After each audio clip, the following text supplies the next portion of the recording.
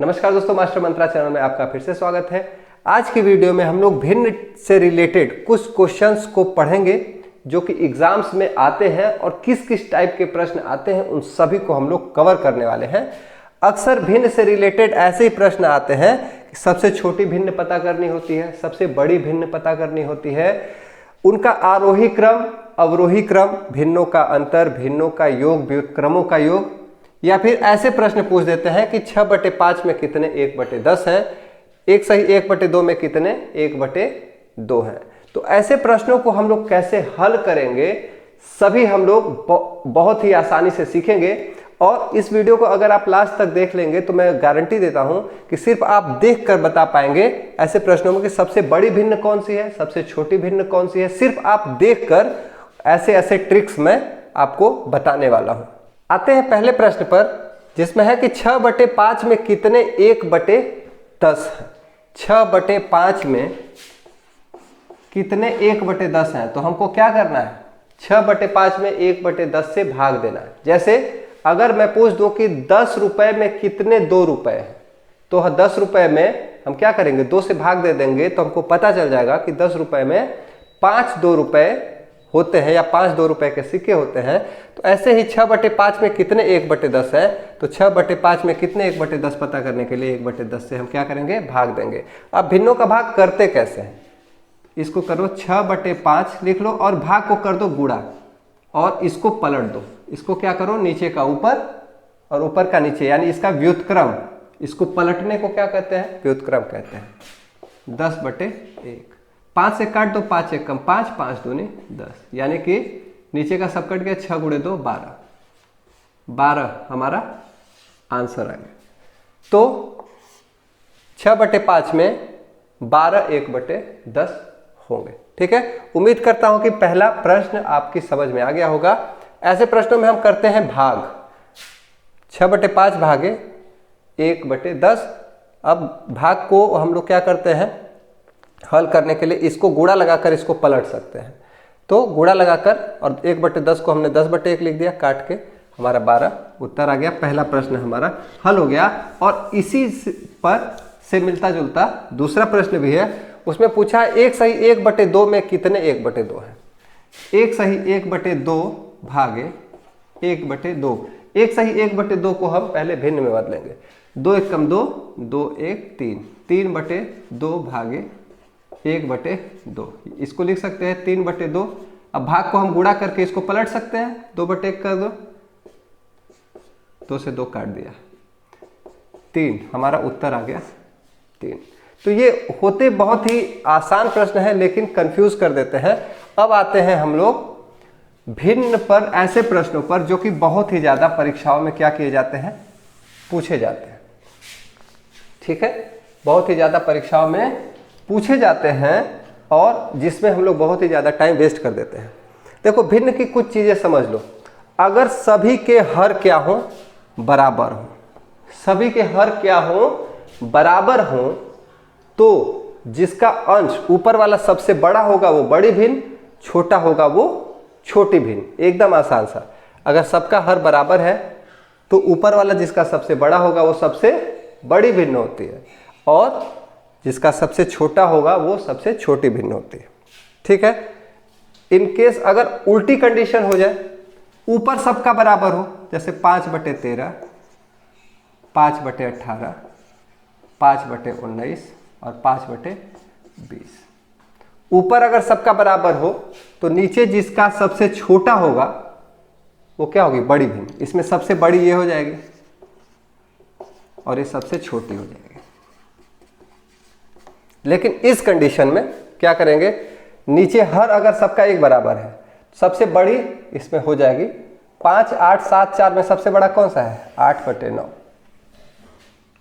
ठीक है, 5 8 7 4 में सबसे बड़ा है 8 और अगर हर सबका बराबर है तो जिसका अंश यानी ऊपर वाला बड़ा रहेगा वो बड़ी भिन्न होती है। इसमें कुछ हमको कैलकुलेशन करने की जरूरत ही नहीं। इसमें क्या था, ऊपर वाला बराबर था, नीचे वाला जितना बड़ा रहेगा उतनी भिन्न छोटी होगी, उल्टा होता है। उस पे न जाए, इसी पर आए, अभी नीचे वाले को ही देखें। नीचे वाला सबका बराबर है, सबसे छोटी भिन्न पता करना है। जो सब संख्या सबसे छोटी होगी ऊपर, वो सबसे छोटी भिन्न हो जाएगी। ये इसका उत्तर है, ये इसका उत्तर।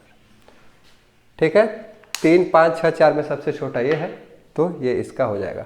तो इस प्रकार के प्रश्न और वैसे प्रश्न आपको उम्मीद है कि आपको समझ में आ गए होंगे।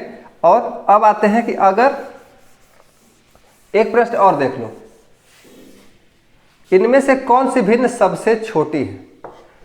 24/25, 10/11, 99/100, 68/69। इन भिन्नों में आप देखेंगे कि सबका जो अंतर है समान है। इसमें 24 और 25 में कितने का अंतर है? 1 का। इसमें भी 1 का, 1 का, 1 का। अगर अंतर समान है, अगर अंतर क्या है? समान है, तो जिसका ऊपर वाला सबसे बड़ा होगा वही भिन्न क्या होगी? सबसे बड़ी होगी। अब देखो 24/25, 10/11, 99/100 और 68/69। सबसे बड़ा अंश किसका है? 99/100 का। सबसे बड़ी भिन्न 99/100 हो जाएगी। अब ठीक है, 2/3, 3/4, 5। अच्छा, एक सवाल और इस पर हम लोग देख लेते हैं। 55/58 या फिर 55/60, 73/78, 43/48, 100/105। इसमें सबसे बड़ी भिन्न कौन सी हो जाएगी? देखो 5 का अंतर, 5 का अंतर, 5 का अंतर, 5 का अंतर। सबसे बड़ी भिन्न वही होगी जिसका अंश सबसे बड़ा हो, बड़ी। सबसे छोटी कौन सी हो जाएगी? जिसका अंश सबसे छोटा हो, सबसे छोटी। लेकिन यहां पर सब में 5-5 का अंतर है, सब में 5-5 का अंतर है। इस सवाल में हम देखेंगे, अगले सवाल में ऐसा नहीं है। 2/3, 3/4, 1 का अंतर, 1 का अंतर, 5/9, 4 का अंतर, 7/9, 2 का अंतर। सब में अंतर अलग अलग है। ऐसी स्थिति में कौन सी भिन्न सबसे बड़ी है, इसको कैलकुलेट करने में बहुत ही ज़्यादा आप टाइम लगा सकते हैं। मैं बताता हूँ इन दोनों में कितना अंतर है। 1 का, उस 1 से क्या करो? इसके अंश में भाग दो। 1 से अंश में भाग दोगे कितना आ जाएगा? 2। 1 से 2 में भाग दे 2। इन दोनों में कितना अंतर है? 3/1 का। उस 1 से 3 में भाग दो, 3। इन दोनों में कितना अंतर है? 4 का। कितना अंतर है? 4 का। अब 4 से भाग दो 5 में, तो 4 1 कम 4, ये हो जाएगा 1.25, 1.25। इन दोनों का अंतर कितना है? 2 का। 2 से भाग दिए 7 में, तो 3.5। इसमें सबसे छोटी भिन्न कौन सी है? ये वाली, सॉरी, ये 1.25 वाली। ये बहुत ही मज़ेदार सवाल है। ऐसे प्रश्नों को हल करने के लिए एग्जाम्स में ऐसे हम लोग बहुत ही ज़्यादा अपना समय बचा सकते हैं। और सबसे बड़ा कौन सा है? 7/9। ठीक है, तो उम्मीद करता हूँ कि समझ में आया। पहले क्या करो? अंश और हर का अंतर ले लो। अंतर से मैं बता दे रहा हूँ, अंश हर का अंतर से अंश में भाग दो। भाग देने पर अगर बड़ा, जो सबसे बड़ा है वो सबसे बड़ा, सबसे छोटा सबसे छोटा। इसकी मदद से हम लोग आरोही अवरोही में भी समझेंगे। अगले प्रश्न पर आते हैं। इसमें 7/9 सबसे बड़ा था। अगला प्रश्न है 2/3, 3/5, 5/6 में सबसे छोटी व सबसे बड़ी भिन्न का अंतर हमको ज्ञात करना है। इसका अंतर हो गया 1, 1 से 2 में भाग दिया 2। इसका अंतर हो गया 2, 2 से भाग दिया 3 में, 1.5। ये सिर्फ छोटा बड़ा पता करने के लिए भी कर रहा हूँ।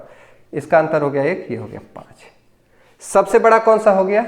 ये। सबसे छोटा कौन सा हो गया? ये। सबसे छोटा और बड़े का भिन्न का अंतर। अब इन दोनों में कितना अंतर है?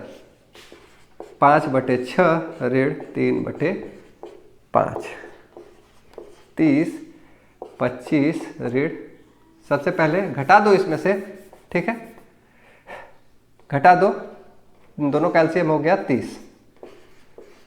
30 से भाग दिया 6 में, 6 से 30 में भाग दिया 6 से 6, 5 बार गया, 5 पचे 25, ऋण 18, 7/30 हमारा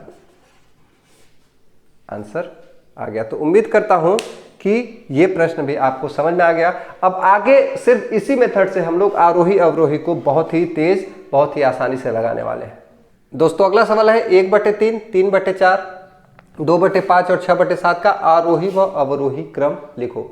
आरोही क्रम का मतलब होता है घटते से बढ़ते क्रम में, और अवरोही का मतलब घटते क्रम, यानी कि इसमें पहले सबसे छोटा लिखते हैं, फिर उससे बड़ा, फिर उससे बढ़ते क्रम में, ठीक है। और इसमें सबसे बड़ा फिर उससे छोटा। अब बड़ा छोटा पता करना है। देखो इन दोनों का 1 और 3 का अंतर कितना है? 2 का, और 2 से भाग देंगे 1 में तो हमारा आएगा 0.5, 0.5। इन दोनों में अंतर है कितने का? 3 और 4 में 1 का अंतर है। 1 से भाग दो 3 में तो ये आ गया 3। 2 और 5 में 3 का अंतर है, 3 से भाग देंगे 2 में तो 0.6 आएगा। और 6 और 7 में 1 का अंतर है, 1 से भाग देंगे 6 में तो ये आ जाएगा हमारा 6। अब बताओ सबसे बड़ा कौन सा है? ये है। पहले हम लोग लिखते हैं आरोही क्रम। आरोही यानी सबसे छोटा, उससे बड़ा, उससे बड़ा, उससे बड़ा। सबसे छोटा कौन सा है? ये वाला 1/3। इससे बड़ा 0.6 वाला 2/5। इससे बड़ा 3 वाला 3/4, और इससे बड़ा 6 वाला 6/7। और अवरोही ठीक इसी का उल्टा होता है, 6/7, 3/4, 2/5, 1/3। ये अवरोही क्रम हो गया। तो उम्मीद करता हूं कि ये आपको समझ में आ गया, और अब आप प्रश्नों को बहुत ही आसानी से भिन्न के ऐसे प्रश्नों को हल कर पाएंगे। तो इस ट्रिक के लिए, इस क्वेश्चन के लिए 1 लाइक तो बनता है, अभी लाइक करें। अगला है किसी संख्या का 3/4 9 है, तो वह संख्या क्या होगी? संख्या